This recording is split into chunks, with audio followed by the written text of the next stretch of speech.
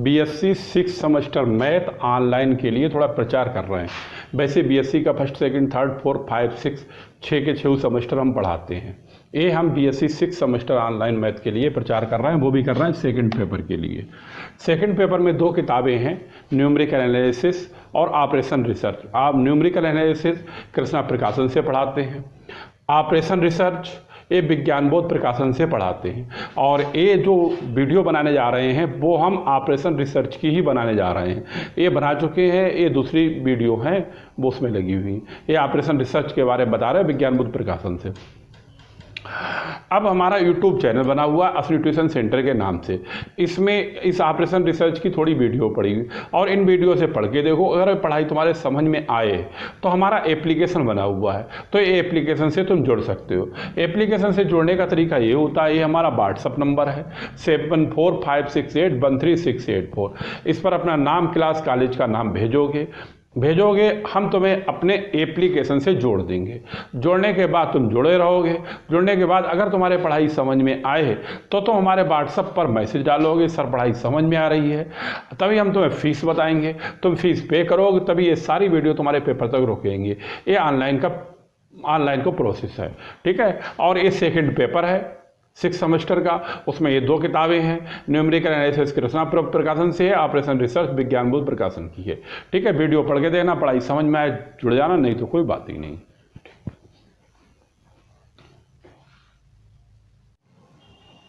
देखें, ये चैप्टर चल रहा है लीनियर प्रोग्रामिंग का, चैप्टर नंबर 1। अब इस लीनियर प्रोग्रामिंग के चैप्टर में हमने तुम्हें बताया था ग्राफिकल मेथड चल रहा है।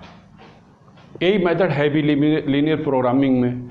अब पूरा नाम लीनियर प्रोग्रामिंग प्रोसेस कहते हैं, इसीलिए शॉर्टकट में एलपीपी कहते हैं इसे। 3 मेथड थे। पहला मेथड था यूनिक ऑप्टिमल सॉल्यूशन, तो वो पहली वीडियो में हमने यूनिक ऑप्टिमल सॉल्यूशन तुम्हें करा दिया था। दूसरा मेथड था इनफाइनाइट नंबर सॉल्यूशन, वो दूसरी वीडियो में करा दिया था। अब ये हो रही है तीसरी वीडियो में unbounded region in graphical method कराएंगे, यानी अनबाउंडेड रीजन तुम्हें बताएंगे। अनबाउंडेड रीजन का क्वेश्चन कैसा होता है, किस तरह से हल करते हैं, क्या होता है, ठीक है। और ये तो बाद में मालूम होता है कि अनबाउंडेड है, इनफाइनाइट है या यूनिक है, ठीक। कहीं पूछ ले तो, वरना सोल्यूशन निकलवाए ग्राफिकल मेथड से तो सीधे सीधे लिखा होता है ग्राफिकल मेथड, वैसा हल करना होता है। अब तुम्हें unbounded region by graphical method बताते हैं। अनबाउंडेड रीजन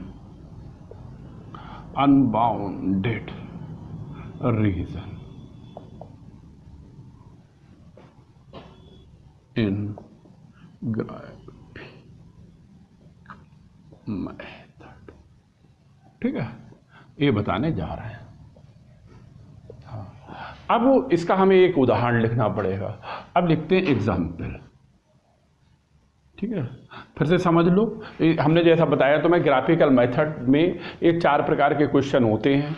एक अनबाउंडेड का होता है, पहला एक वीडियो अनबाउंडेड का कराया, दूसरा इनफाइनाइट का होता है, तीसरा अनबाउंडेड नहीं, पहला होता है यूनिक का, पहला यूनिक ऑप्टिमल सॉल्यूशन होता है, वो पहली वीडियो में कराया। दूसरा इनफाइनाइट नंबर सॉल्यूशन दूसरी वीडियो में कराया। तीसरा अनबाउंडेड रीजन का तीसरी वीडियो में कराने जा रहा है। इसका एग्जाम्पल हम लिखते हैं सॉल्व बाय एलपीपी। इसका पूरा नाम लीनियर प्रोग्रामिंग प्रोसेस होता है, शॉर्टकट में एलपीपी कहते हैं। और क्वेश्चन है मैक्सिमम z बराबर 3x1 प्लस 2x2 और सब्जेक्ट में दे रखा है ये दे रखा है x1 minus x2 greater equal 1 x1 plus x2 greater equal 3 and ax1 comma ax2 greater equal 0। ये क्वेश्चन दे रखा है। अब इसमें वैसे तो ये पूछता ही नहीं है कौन सा अनबाउंडेड है या यूनिक है या इनफाइनाइट है, केवल यही लिखा होता है सॉल्व बाय एलपीपी मेथड, या लिखा होता है सॉल्व बाय ग्राफिकल मेथड। यानी जो क्वेश्चन निकालने हैं वो एलपीपी के क्वेश्चन हैं और किसके द्वारा निकालने हैं, graphical method, solve by LPP, ठीक है। अब इसका निकालने का क्या मेथड है उसे समझो। जैसा पीछे पढ़ाया गया वैसा ये भी पढ़ाया जा रहा। सबसे पहले सॉल्यूशन के लिए ये करते हैं कि इनको बराबर हम जीरो कर देते हैं, चाहे ग्रेटर हो चाहे लेस हो, उससे कोई मतलब नहीं, इक्वल कर देते हैं। तभी x1 माइनस x2 बराबर 1। यहाँ पर 1 बनाना होता है, इसमें 1 है ही है, तो इसको हम इस तरह लिख लेते हैं x1 बटे 1 और x2 बटे माइनस 1 बराबर 1। और इसमें हम ये वाला फार्मूला लगाते हैं x बटे a बाई बटे b बराबर 1 और इसका कोऑर्डिनेट a कामा 0, इसका होता है 0 कामा b, ये होता है 0 कामा b। अब यहाँ पर अब इसका कोऑर्डिनेट लिखेंगे तो a कहलाएगा 1 कामा 0 और इसका कोऑर्डिनेट माइनस 1 कामा 0। a का काम 1 कर रहा है, b का काम कर रहा है माइनस 1, इसलिए कोऑर्डिनेट a हो जाएंगे। ठीक है, अब इसको हम डाल दें इक्वेशन नंबर 1। अब हम दूसरी समीकरण लिखें, इसे भी 0 करें, इसे भी बराबर करें, तभी a हो जाएगा x1 प्लस x2 बराबर 3। अब इसको डिवाइड करें 3 से, डिवाइडेड बाई 3, तभी a आएगा x1 बटे 3 और a आएगा x2 बटे 3 बराबर 1। अब यहाँ पर तुम देख सकते हो a बराबर भी 3 है, b बराबर भी 3 है, तो इसका कोऑर्डिनेट हो जाएगा 3 कामा 0 और 0 कामा 3, ये इसके कोऑर्डिनेट कहलाएंगे। ठीक है, और इसको डाल देते हैं इक्वेशन नंबर 2, ये डाल देते हैं इक्वेशन नंबर 2। ठीक है, इतना करने के बाद अब बनाएंगे ग्राफ में मैक्सिमम क्वांटिटी जो है 3 है, मैक्सिमम क्वांटिटी 3 है, तो हम एक पैमाना ले लेते हैं। ठीक, एक पैमाना ले लिया मान लो,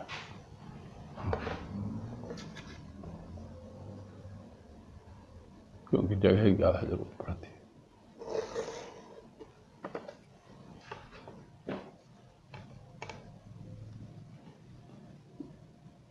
दोनों में थी, चलो इतना रखो।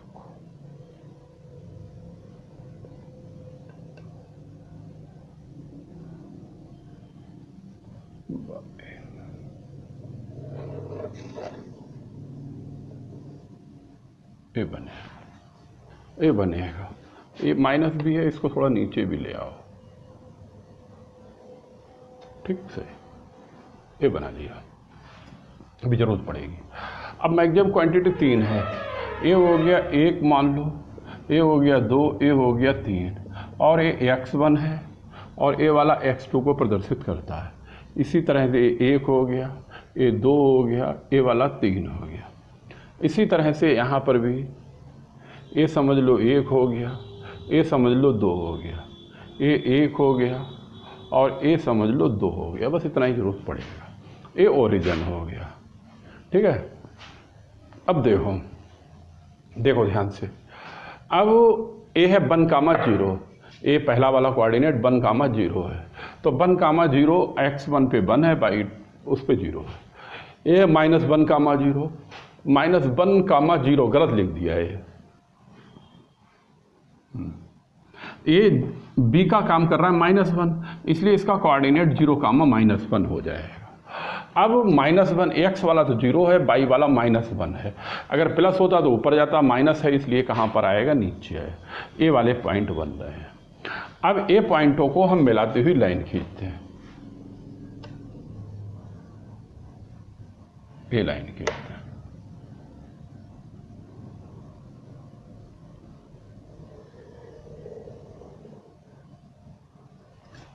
ये लाइन खींचते हैं। ठीक है, अब देखो, अब ए है 3 कामा 0, 3 कामा 0 वाला पॉइंट ए रहा और 0 कामा 3 यानी x पे 0 और y पर 3 यानी x2 पर 3। अब इसे मिलती हुई लाइन खींच लो,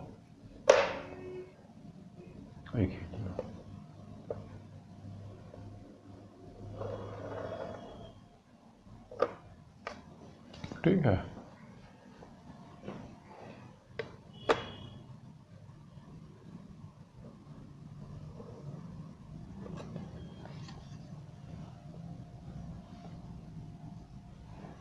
अब सुनो, पैमाना का काम खत्म हो गया,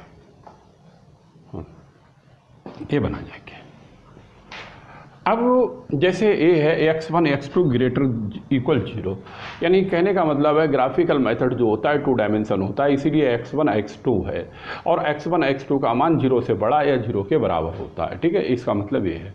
अब यहाँ पर छोटे और बड़े का चिन्ह क्या है, ये चिन्ह जो है इस तरह से ग्रेटर का लगा हुआ, ये इस तरह का चिन्ह लगा हुआ ए वाला। अब इसका मतलब जो चिन्ह होता है ग्रेटर का मतलब होता है जो तीर बनाएंगे वो बाहर की ओर बनाएंगे, और इसमें ये इक्वेशन 1 का कोऑर्डिनेट है ए वाला, ये इक्वेशन 1 को प्रदर्शित कर रही है ए वाली, और ए वाली इक्वेशन नंबर 2 को प्रदर्शित कर रही है। अब एक वाले के जो चिन्ह है वो बाहर की ओर है, तो एक वाले के चिन्ह बाहर की ओर हैं, अंदर की ओर होंगे तो ओरिजिन की ओर होंगे, अंदर की ओर होंगे तो ओरिजिन की ओर होंगे, बाहर की ओर होंगे तो इसके विपरीत डायरेक्शन में होंगे। इस तरह से तीर बना होगा, इस तरह से, इस तरह से बना,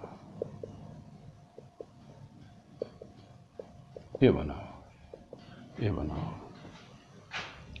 अब x1 x2 ये इक्वेशन नंबर 2 है, इसमें भी बाहर की ओर चिन्ह है, बाहर की ओर चिन्ह अंदर की ओर होते, ओरिजिन की ओर होते, तो ये बाहर की ओर हैं तो ये इस तरह से बनेंगे,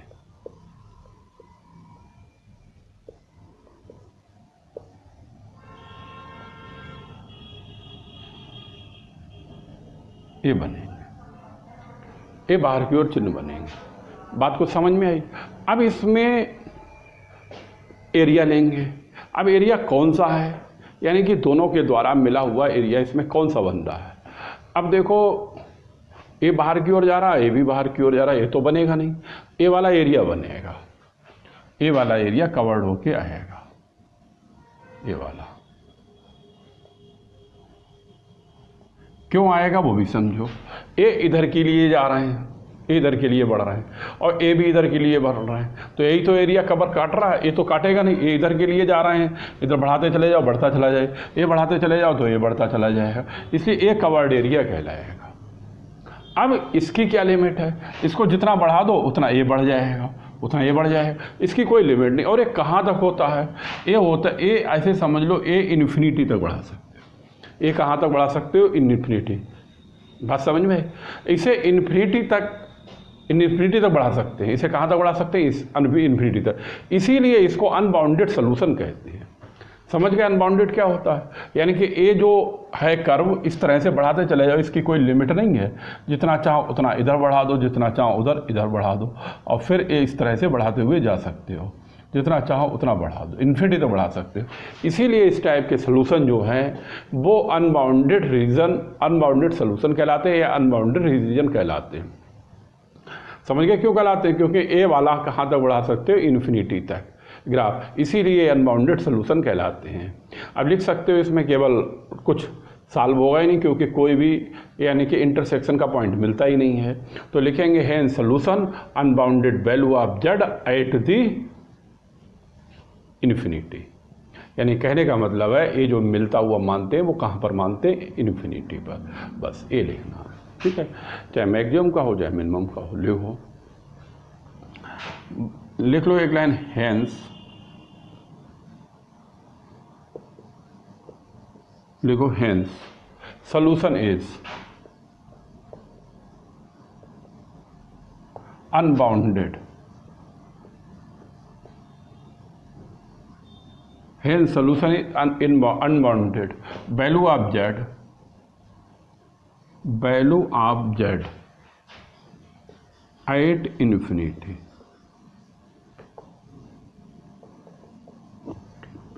वैल्यू इसकी कहाँ पर मिलती हुई मानते हैं, इन्फिनिटी पर। ठीक है, नोट कर लो, बना लो सही करके, बस ये सोल्यूशन है। ये बात समझ में आ गई, ये हिस्सा क्यों लिया गया, ये क्यों नहीं लिया गया। इसका तुम बनाओगे ये बाहर की ओर ऐसे बनेंगे, ये बाहर की ओर ऐसे बनेंगे, तो ये नहीं कटेगा। इसको बनाओगे तो ये अंदर की ओर आएंगे और ये भी अंदर की ओर जाएंगे, दूसरे काटते हुए चले जाएंगे। इसीलिए ये एरिया अनबाउंडेड एरिया कहलाएगा। ठीक है, बना लो, तभी चौथा मेथड बताएंगे। एक एग्जाम्पल हम तुम्हें नंबर 4 का बताएं।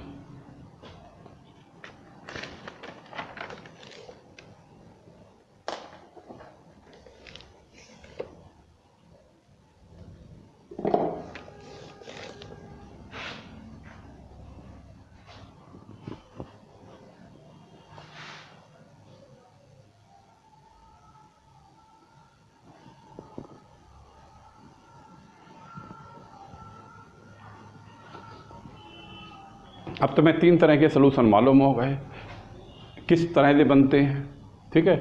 एक पहला तुम्हें यूनिक ऑप्टिमल सलूशन हमने पहली वीडियो में बता दिया, दूसरी वीडियो में इनफाइनाइटी नंबर सलूशन बता दिया, तीसरी वीडियो में दोनों आ जाएंगे, दोनों उदाहरण हो जाएंगे, अनबाउंडेड का भी हो जाएगा, और चौथे नंबर पे तुम्हारा जो है नो फेसिबल रीजन का भी हो जाएगा, या नो रीजन कह लो चाहे नो फेसिबल रीजन कह लो, उससे कोई फर्क नहीं पड़ता।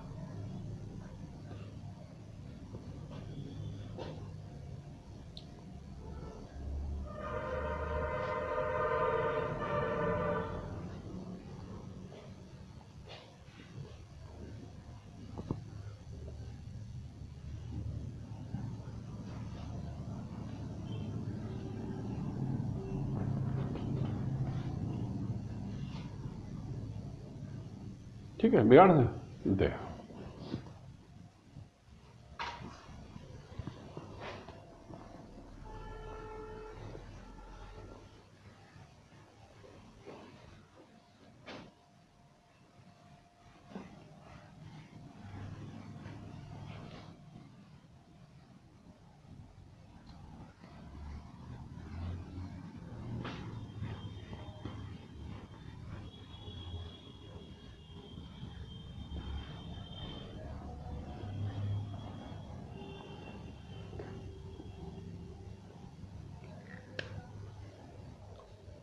अब नंबर 4 है, चौथा मेथड है graphical method for no feasible region. डाल लो हेडिंग, लिखो ग्राफिकल मेथड,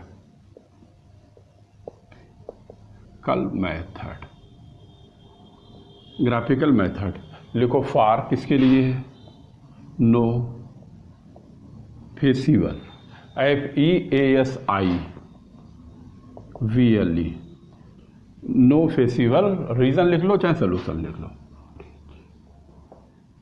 अब तो मैं हम इसके लिए बता रहे हैं ग्राफिकल मेथड, ठीक है।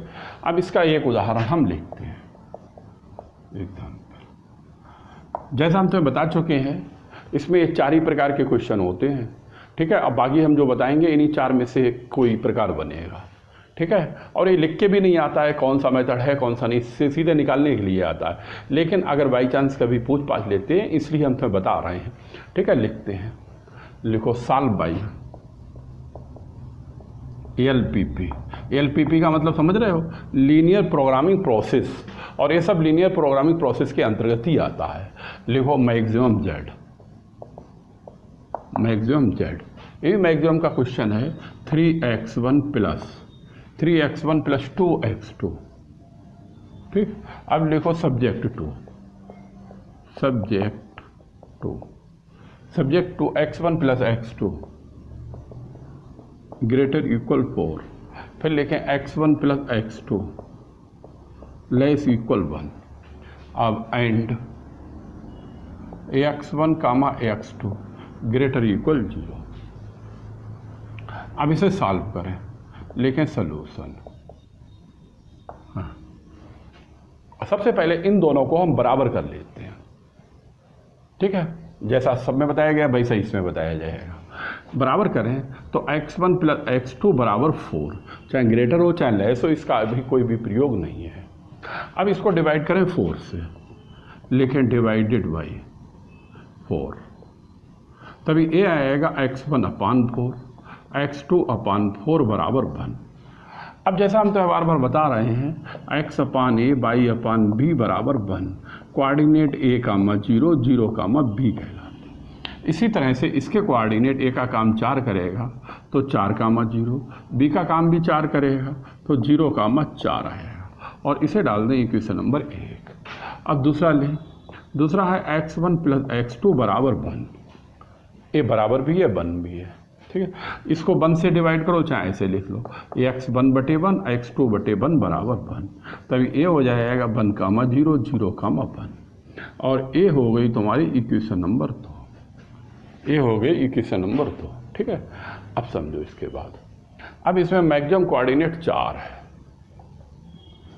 मैक्सिमम है 4 है, और माइनस में तो है ही नहीं कुछ, तो लाओ बड़ाई करके बनाओ।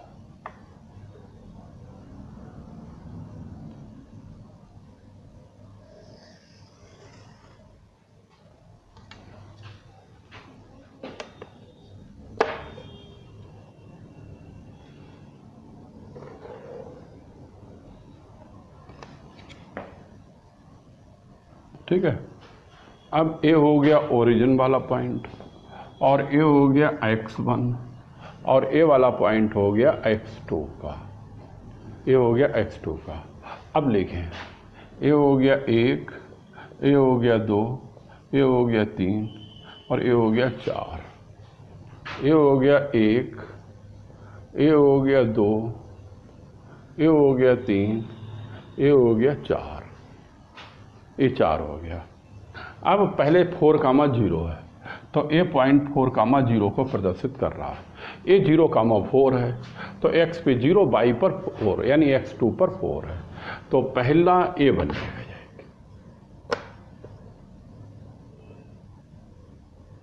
बी बने,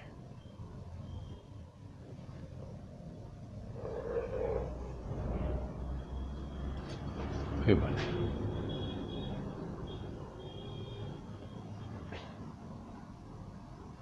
ये बना जाए। ठीक है, ए इक्वेशन नंबर 1 का ए ग्राफ। दूसरे नंबर पे देखें, दूसरे नंबर पे 1,0 एक्स पे 1 ए है, 0,1 ए भी है। अब इसे मिला दें,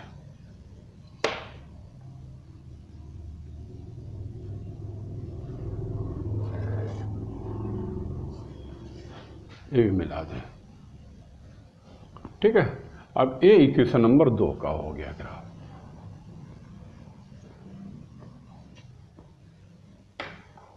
अब देखो, ठीक है, ए इक्वेशन 1 का हो गया, ए इक्वेशन 2 का हो गया।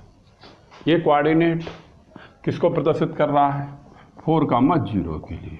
जगह है यहाँ पे तो लिख देते हैं, ए वाला 0,4 के लिए, ए वाला 1,0 के लिए, ए वाला 0,1 यानी x1 पर 1, x2 पर 0, x1 पर 0, इस वाले पे 0 और x2 पर x2 पर 1, तभी ये 1 हो गया। x1 पर 4 और x2 पर 0 है, इसीलिए यहाँ पर आया। ये x1 पर 0, x2 पर 4 है। ठीक है, अब देखो पहली इक्वेशन ए है, इस पर एक ग्रेटर का चिन्ह लगाओ, इसका मतलब है बाहर।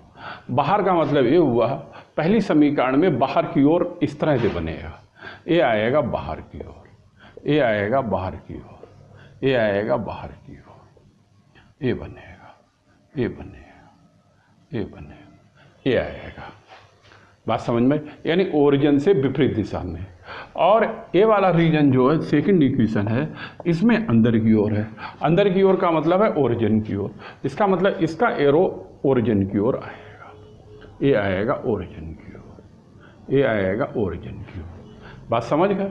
अब इसमें तुम देखो इंटरसेक्शन वाली कोई लाइन बन रही है, कोई भी लाइन, कोई भी एरिया एक दूसरे के द्वारा काटा जाएगा? नहीं काटा जाएगा भाई। ये बाहर की ओर भाग रहा है, ये अंदर की ओर भाग रहा है, इसका मतलब इन दोनों के द्वारा कोई भी एरिया इंटरसेक्शन का पॉइंट को प्रदर्शित नहीं करेगा, इसीलिए ये नो फेसिबल रीजन कहलाते हैं, इसीलिए कहलाते हैं नो फेसिबल रीजन। तो हम यहाँ पे लिख देते हैं, इसके लिए लिखो, हाँ, have no point, have no point, have no point x1, x2, x1, x2 common to region, common to region, common to region. बात समझ में? अब यानी कहने का मतलब है x1, x2 का कोई भी पॉइंट कॉमन नहीं है, इसीलिए नो फेसिबल रीजन के नाम से जाना जाता है। लिख लो, hence solution is no feasible, no feasible region, solution is no feasible region. ठीक है, यही आंसर हो गया। ठीक, कोई इंटरसेक्शन का पॉइंट नहीं। अब इसमें हमने ग्राफिकल मेथड के चारों प्रकार के तुम्हें बता दिए। अब हम तुम्हारी एक्सरसाइज कराएंगे और एक्सरसाइज में एक एक करके सारे क्वेश्चन कराएंगे, तो उसमें किसी भी मेथड का जो आएगा क्वेश्चन वही मेथड का हम तुम्हें कराएंगे।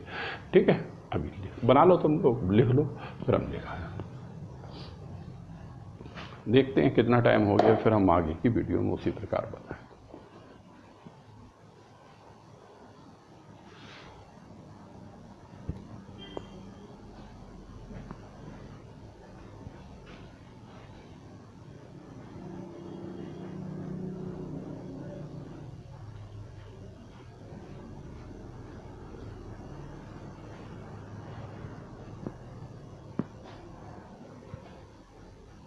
उतार लो इस वीडियो में, फिर यहीं तक कराते हैं, 2 क्वेश्चन हो गए।